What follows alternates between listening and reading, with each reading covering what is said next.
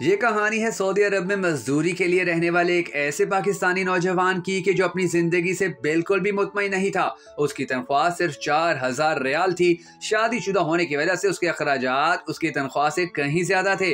महीना खत्म होने से पहले ही उसकी तनख्वाह खत्म हो जाती और उसे कर्ज लेना पड़ता। यूं वो आहिस्ता आहिस्ता कर्जों की दलदल में डूबता जा रहा था और उसका यकीन बनता जा रहा था कि अब उसकी जिंदगी इसी हाल में ही गुजरेगी। बावजूद ये कि उसकी बीवी उसके माली हालत का बहुत ख्याल करती, लेकिन कर्जों के बोझ में तो सांस लेना भी दुश्वार होता है। एक दिन वो अपने दोस्तों की मजलिस में गया। वहां उस दिन एक ऐसा दोस्त भी मौजूद था कि जो साहिबे राय आदमी था और उस नौजवान का कहना था कि मैं अपने उस दोस्त के मशवरों को कदर की निगाह से देखता था।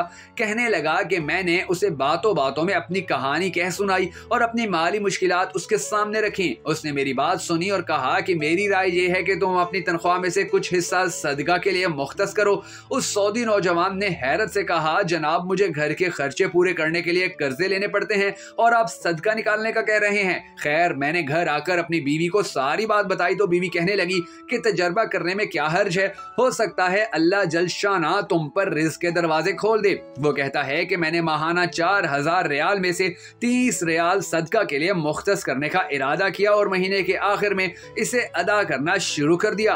हक सुभान अल्लाह की कसम खाकर कहता हूँ कि मेरी तो हालत ही बदल गई। कहां मैं हर वक्त माली टेंशनों और सोचों में रहता था और कहां अब मेरी जिंदगी गोया फूल हो गई थी। हल्की फुल्की आसान और कर्जों के बावजूद मैं खुद को आजाद महसूस करता था। एक ऐसा जहनी सुकून था कि क्या बताऊं। फिर चंद माह बाद मैंने अपनी जिंदगी को सेट करना शुरू किया। अपनी तनख्वाह को हिस्सों में तकसीम किया और यूं ऐसी बरकत पैदा हुई जैसे पहले कभी नहीं हुई थी। मैंने हिसाब लगा लिया और मुझे अंदाजा हो गया कि कितनी मुद्दत के दौरान इंशाल्लाह कर्जों के बोझ से मेरी जान छूट जाएगी। फिर अल्लाह ने एक और रास्ता खोला और मैंने अपने एक अजीज के साथ उसके प्रॉपर्टी के डीलिंग के काम में हिस्सा लेना शुरू किया। मैं उसे गाहक ला कर देता और इस पर मुझे मुनासिब प्रॉफिट हासिल होता। अल्हम्दुलिल्लाह मैं जब भी किसी गाहक के पास जाता वो मुझे किसी दूसरे तक रहनुमाई जरूर करता।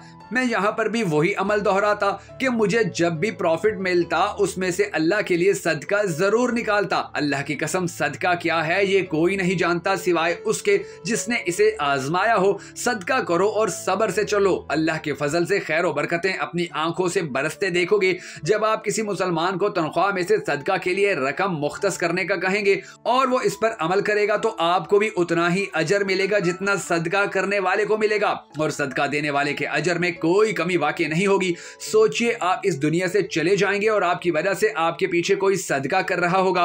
क्या आप सदके के कुछ हैरत अंगेज फवाइद जानते हैं? अगर नहीं जानते तो मैं आपको बताने लगा हूं, मगर उससे पहले हमारी इस वीडियो को सदका जारिया समझकर शेयर जरूर कर दीजिए। क्या मालूम आपकी शेयर की हुई वीडियो देखकर कोई परेशान हाल इंसान सदका देना शुरू कर दे और उसकी जिंदगी की मुश्किलात आसान होने के साथ साथ आपको भी सवाब मिलना शुरू हो जाए। लिहाजा आप हमारी ये वीडियो जरूर शेयर कीजिए। मैं हूं शकील हैदर और आप देख रहे हैं भक्कर नेटवर्क वीडियोस। दोस्तों याद रखिएगा कि सदका जन्नत के दरवाजों में से एक दरवाजा है। सदका अमाले साले में अफजल तरीन अमल है और सबसे अफजल सदका किसी भूखे को खाना खिलाना है। सदका कयामत के दिन साया होगा और अपने देने वाले को आग से खलासी दिलाएगा। सदका अल्लाह के गजब को ठंडा करता है और कब्र की गर्मी में ठंडक का सामान है।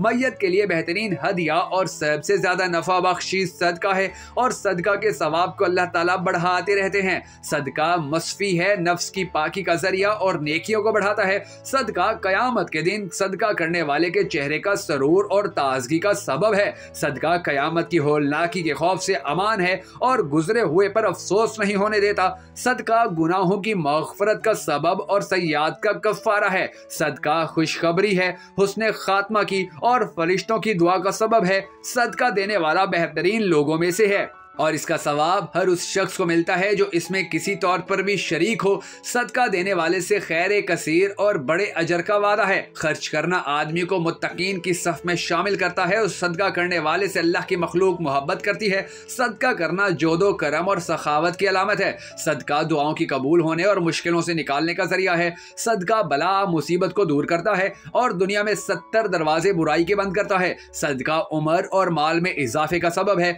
ये कामयाबी और वसअत रिज़्क का सबब है। सदका इलाज भी है, दवा भी और शफा भी। सदका आग से जलने, गर्क होने, चोरी और बुरी मौत को रोकता है। सदका का अजर मिलता है, चाहे जानवरों और परिंदों पर ही क्यों ना हो। आखिरी बात, बेहतरीन सदका इस वक्त ये है कि आप ऐसी वीडियो जिसे अपने लिए मुफीद समझें, इसे सदका की नीयत से आगे शेयर कर दें।